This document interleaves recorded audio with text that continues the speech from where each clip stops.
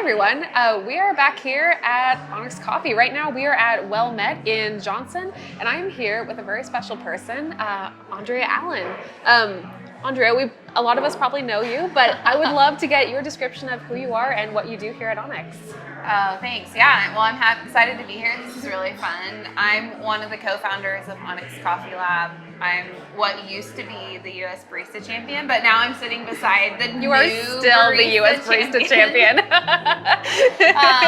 at Onyx, I am like head of operations, and I kind of just do anything that needs to be done. So it like kind of runs the gamut of all the things. But I love coffee, I love people, I love horses, and yeah, that's me. Very cool. Well, with being a longtime competitor and one of the U.S. Barista champions, you talk and think a lot about tasting notes. That's a really major part of competing, is talking about coffee and what coffee tastes like and explaining that to people. And that's something we do on Onyx Packaging. So we have two coffees here today.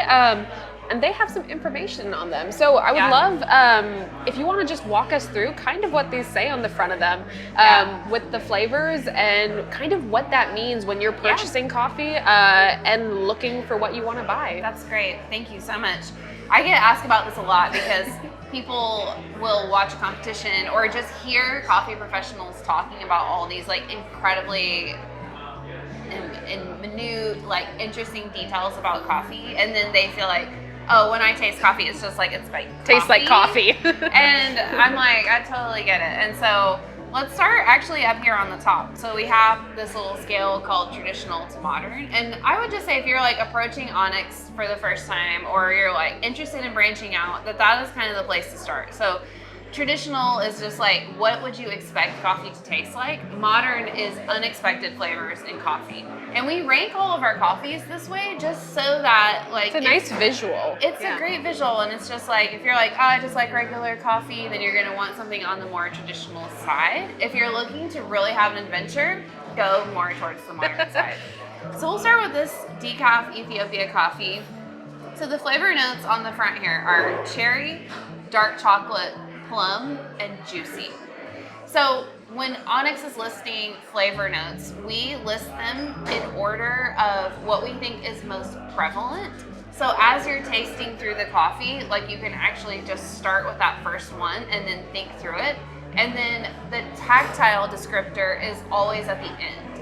So juicy is the tactile for this particular coffee. So one of the things to think about when you're thinking about, okay, I'm going to taste this coffee and I'm going to see if I can find these flavor notes, is to think a little bit about what your experience with the flavor notes has been just as a food in general. Yeah. So cherry, dark chocolate, and plum. And this is one of the places that I find that there's a lot of like really fun learning and experimentation to do, because if you've never tasted a plum, or you've never tasted dark chocolate, it's gonna be kind of hard to find that. Exactly. Yeah. Exactly. So much of this is about like your palate memory and just like remembering what things taste like and then applying it into coffee. Yeah. Coffee is like so incredible. It has such a wide range of like flavor potential. So yeah, I think then when you're tasting it, just like try to think about what you have tasted of these flavor notes before, and then try to identify them in the coffee. Of course, it's going to taste like coffee, sure, but also those flavor notes are going to be in it. Yeah. And then for the mouthfeel, this one is like super fun and interesting, and also can be really challenging. Picking out flavors is kind of standard. Like I can be like, oh, that's like very blueberry, like that's a pretty common tasting note. For sure. But then thinking of like whether something has like a juicy mouthfeel versus like a rich and creamy mouthfeel when it's all just a liquid, like that's a tricky thing to bring apart. Yeah, and I think so much of it is about like letting the coffee kind of like flow over your tongue, get exposed on your palate, and just think about what does it feel like. Yeah. So if you think about something that would be juicy, I would think kind of like a tingling sensation. I personally kind of think of something like soda or lemonade, or like just something that has like that kind of like effervescent, a little bit like kind sparkling, like, kind of mouth-watering sort of effect. Yeah. And a lot of times those things are actually broken down on a chemical level into organic acids, which are just actually present in all the foods, in coffee, in sodas, like all of that kind of stuff. And so like a juicy mouthfeel might be technically tied to like a higher presence of phosphoric acid, which is also used like in sodas to help create that kind of mouth-watering feel.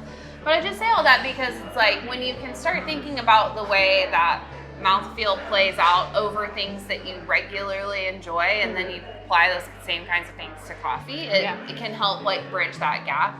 And I would say too, like just kind of a last kind of like best practices is to just think about all of the flavor notes and the mouthfeel separately. So I think if you think like, oh, I want to taste this one sip or slurp and evaluate all of those at the same time, it's gonna be very overwhelming. It's very hard to do that. And in fact, like when coffee professionals are cupping coffees or even just tasting coffees, no one really does that. We do it in stages just because you do have to like isolate in your mind like what you're looking for. It's like you're looking for what is that sweetness flavor, or like what is that acidity flavor? Yes. Like one genre of flavor at a time. Totally. Yeah.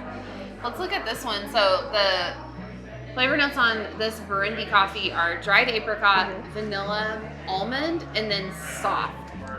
Soft is one of my funny word to see. Yeah. Soft is one of my favorite mouthfeel descriptors, and that just kind of means that it's like it feels good in your mouth. It's not overtly juicy. It's not like overtly heavy. Yeah. That it's maybe a little bit on the lighter side in terms of like its body, but it basically just feels like light, warm, round in your mouth is soft. And I think too, you want to like take notes about dried fruits versus fresh fruits. This is really because they taste very different. So and they have different textures that come with them as well. They totally do. One of the things that we do like around competition season and just periodically for professional development is like we just go and like pick up at the store like a bunch of different kinds of stone fruits, a bunch of different kinds of not fried.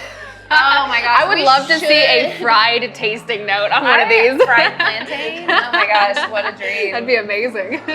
Excuse me, dried fruits.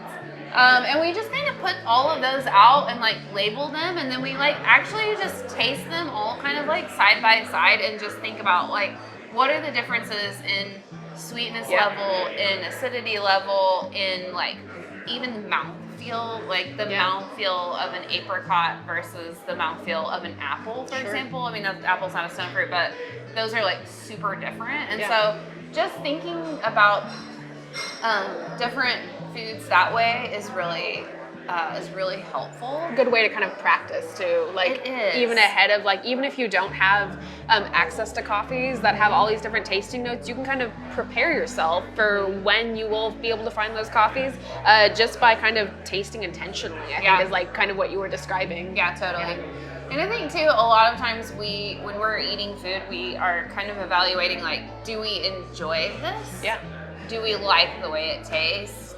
Is the temperature great? You know, things like that. But we're not always thinking like, what kind of acidity is in this salsa? You really get the hint of lime at the end. Right. Or I always like, I mean, I love tacos, so I'm always like thinking about it in terms of tacos. But like the same kinds of organic acids, flavors, and even like that building towards flavor balance exists in lots of meals that we really love, or foods that we really love.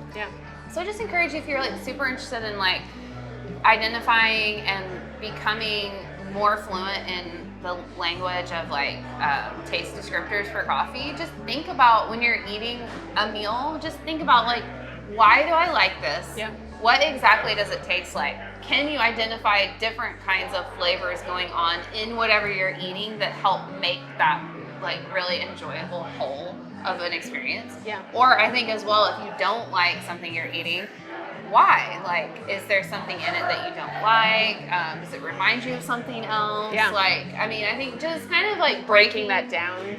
Breaking down those experiences really helps you start developing your palate memory, so that when you then do come to coffee, you have like something to call in your mind. Absolutely. That's a great way of thinking about it. And I I have one last final question. I'm kind of springing this on you a little bit. Do it. But for you, so I think a lot of people, when thinking about tasting notes, especially in coffee professional world, we all have like a moment we can call back to, or like that first coffee where you're like, oh, I taste a tasting note. Like it doesn't just taste like coffee. Do you have a memory like that, or a specific coffee that you can call back to? This is so funny. I like many coffee professionals have this kind of like experience with natural processed Ethiopia coffee that tastes like blueberry. But I think the like strongest one in my mind is right after Onyx first started and we started roasting. We had this coffee from Bali. Ooh, that's a fun one. Yeah, it's a really fun one. Interesting, and it really tasted like melons. Wow, like hardcore. Yeah, and I don't even know that I really even liked the coffee itself. We basically made a cold brew with it in a like Kyoto drip tower. Sure. And it was just like Melon City. Melon, silky, like really big, like round body in that cold brew. Yeah. And if anyone says melon or Bali or anything like that, that is like what you call back to. Comes to my mind, and that was literally like a decade ago. Well, that's awesome. That's super cool. Yeah, good question. Thank you. Well, I think we all learned quite a bit about tasting notes today, and I also think we learned a lot about how to prepare for tasting notes, which sounds very silly, but it is kind of it's a practice to get into. It takes some time to get into the habit, but it is really, really cool to have that first experience of reading a tasting note on the packaging and then taking a sip of your coffee and instantly getting it. Like it's something that I hope that everyone can have at some point in their life, and it's really cool to hear about yours as well. Yeah. So thank you for being here today. Yeah. I think we had a really great time. I think we all learned something. I did. Cool. Yeah. Always. Awesome. Well, if you would like to get any more videos, we'll be talking about tons more about coffee on this channel. Feel free to subscribe. You can also find us on Onyx Coffee Lab on Instagram and TikTok pretty actively. And we'll see you next time. Thank you for being here. Thank you for having me. Bye, everyone.